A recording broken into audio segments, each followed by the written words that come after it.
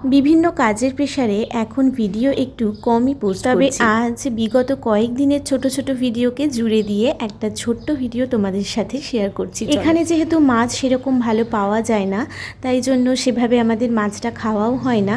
তবে বাজারে গিয়ে পাবদা মাছ পেয়েছিল দীপ্ত ভালো, সেই জন্য ও পাবদা মাছ নিয়ে এসেছিল আর আমি রান্না করি। আলু বেগুন দিয়ে যে কোনো মাছের ঝোল বেশ ভালো লাগে, স্বাদটা কিন্তু অনেকটাই ভালো হয় আর দীপ্ত ভীষণ ভালোবাসে খেতে।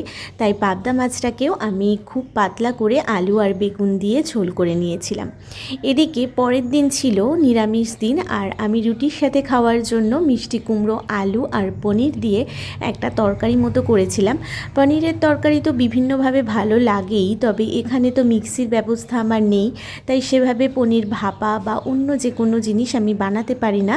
পনিরের যে বিশেষ আইটেমগুলো হয়, তো সেই জন্য আমি নর্মাল তরকারিই করি আর একটু মিষ্টি কুমড়ো দিয়ে করি।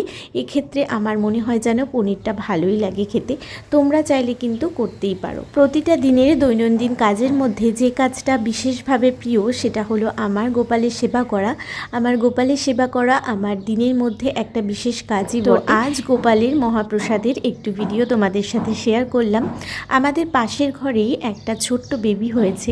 আমাদের পাশের ঘরে যে ভাড়া থাকে ওর ছেলে হয়েছে। তোমাদের তো আগেই বোধহয় বলেছিলাম এক সময় কোনো ভিডিওতে। ওর মুখে প্রসাদের জন্য ওর মা বাবা আমাদেরকে বলেছিল যেতে, সময় মতো আর যেতে পারিনি কারণ দীপ্তর ডিউটি ছিল, সেই জন্য আমরা রাত্রের দিকে হঠাৎ করে এসে বলে গিয়েছিল ওর মা, সেই জন্য আর সেভাবে জিনিসপত্র কেনার সুযোগও পাইনি। কাছের বাজারটা থেকে ওর জন্য একটা জামা প্যান্টের সেট নিয়ে এসেছিলাম। আর যাওয়ার পথে এতটাই বৃষ্টি হয়েছিল আমরা পুরো ভিজে একাকার হয়ে গিয়েছিলাম। জিনিসটা নিয়ে এসে আমরা ওদের বাড়িতে একটু দেখা করে চলে এসেছিলাম। এরই মাঝে তো অনেক বৃষ্টি হয়েছে, আকাশের অবস্থাও তোমরা আশা করি দেখে বুঝতে পারছো। বিভিন্ন জায়গাতেই বৃষ্টি হচ্ছে, আর শিলিগুড়ির এদিকে তো বৃষ্টি হলে বেশ ঠান্ডা ঠান্ডা ওয়েদার হয়ে যায়। আর এই ঠান্ডা ঠান্ডা ওয়েদারে আমরা নিয়ে বসে পড়েছিলাম মুড়ি আর ছোলা সেদ্ধ।